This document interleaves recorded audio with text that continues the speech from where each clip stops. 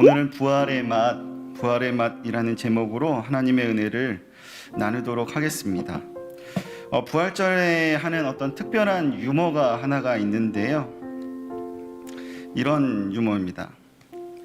아리마대 요셉이라고 아시지요?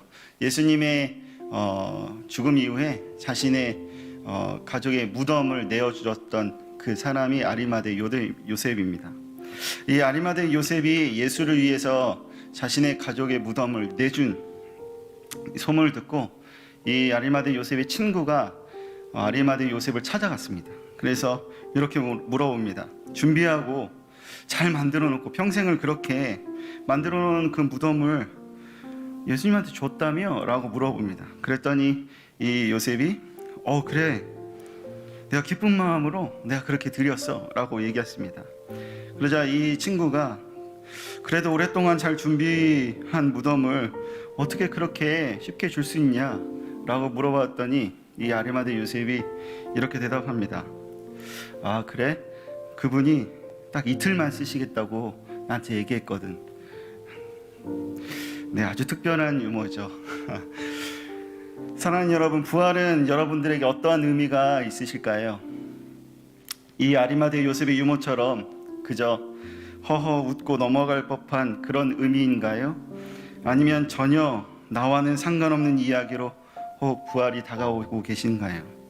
그것도 아니면 혹시 부활로 인해서 내 인생이 바뀌게 되셨나요? 여러분들에게 있어서 부활은 어떤 의미일까요? 저에게 있어서 여기 보이는 이 하리보 젤리가 참 의미가 있습니다. 사실 저는 사탕이나 젤리를 좋아하지 않거든요. 그런데 저에게 이 하리보 젤리가 큰 의미로 다가오게 된 사건이 하나가 있었거든요.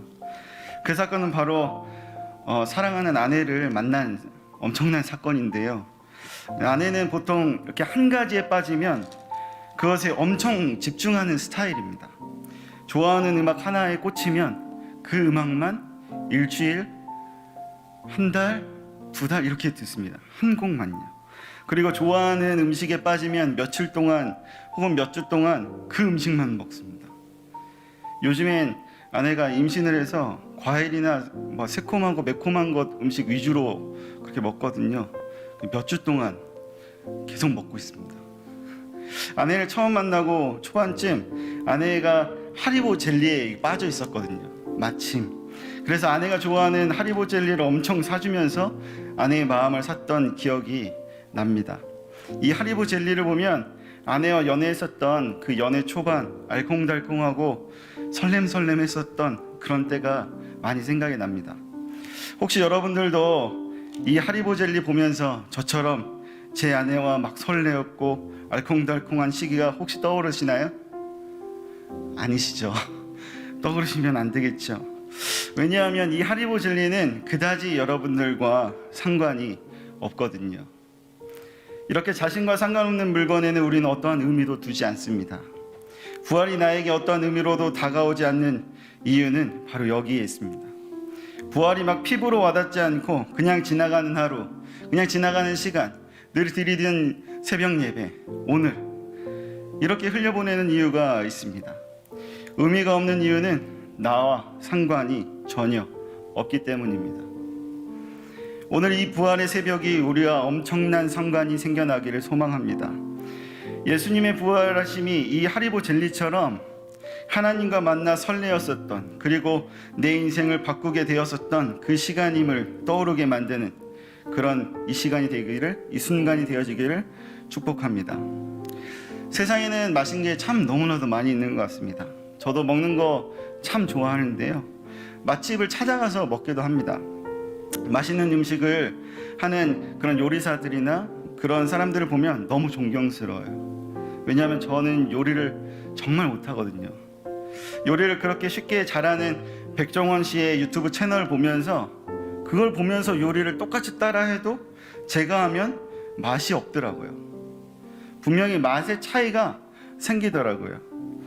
요리의 대가는요, 여러 가지 수많은 재료들에 막 버무린 음식에 그 음식의 계피가루의 약간이 더 들어가야 된다는 사실을 알고 있거든요.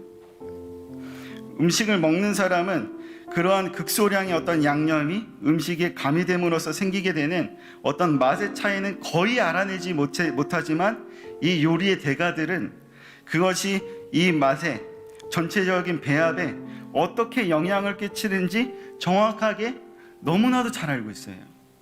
음식을 만드는 요리의 대가뿐만 아니라 엄청난 예술 작품들을 만들어내는 예술가는 온갖 색채로 그려진 전체의 그림에 어느 작은 지점에 붉은색의 한 번의 붓터치가 더 필요하다는 사실을 알아요. 그림을 보는 사람은 그곳에 심지어 붉은색이 칠해졌는지 안 칠해졌는지 전혀 알아보지 못하지만 예술가는 어째서 그곳에 붉은 한 번의 붓터치가 필요한지 정확하게 알아내요. 이 아주 작은 붓터치와 아주 약간 첨가된 아주 조금의 양념이 그 그림을 살리고 그 음식의 맛을 결정하고 음식을 살려요. 제가 만들어서 맛없고 망한 요리도 정말 요리를 잘하는 대가는 다른 사람이 먹을 때는 잘 모르지만 아주 조금의 양념을 더 넣어서 망한 요리도 맛있는 요리로 살려내요. 이처럼 우리의 삶도 같은 원리로 살아났습니다. 이전에 육체의 모습에 갇혀서 육체의 욕심을 따라 지내고 육체와 마음이 원하는 것만 하는 그런 진노의 자녀로서의 맛을 내는 삶을 살았다면 음식이 망해서 아주 맛없는 요리가 된 것처럼 겉만 번지르르하고 윤기는 있지만 실제로 그것을 먹어보면 맛이 최악이었었던 그 음식처럼 살았던 우리에게 하나님께서 우리는 잘 모르지만 요리의 대가가 첨가했었던 아주 조금의 양념을 첨가하셔서 그 맛을 내셨어요. 아주 조금의 이 양념은 바로 예수 그리스도입니다.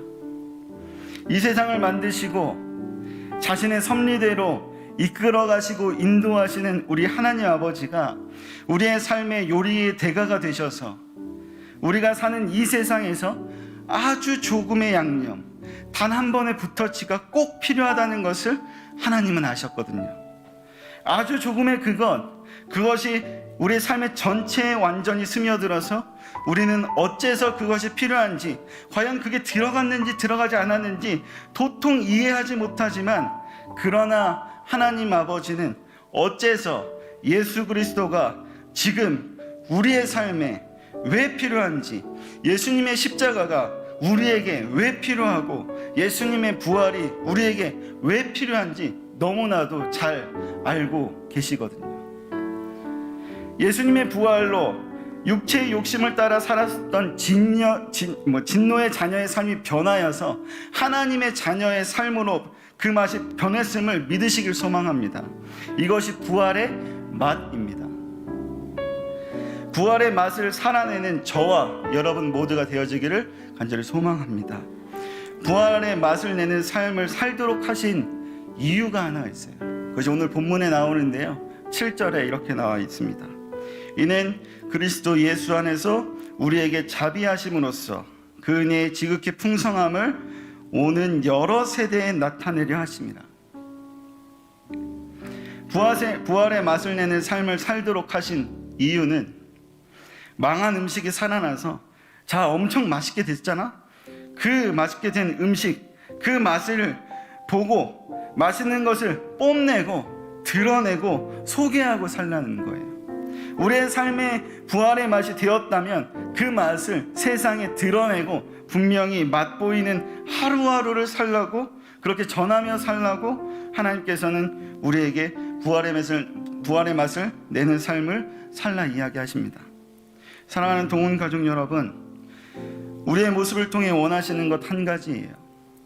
그것은 바로 부활하신 예수 그리스도, 그 부활의 맛을 우리의 말과 우리의 행동과 우리의 삶 전체를 통해서 드러내어지기를 예수님의 이름으로 축복합니다.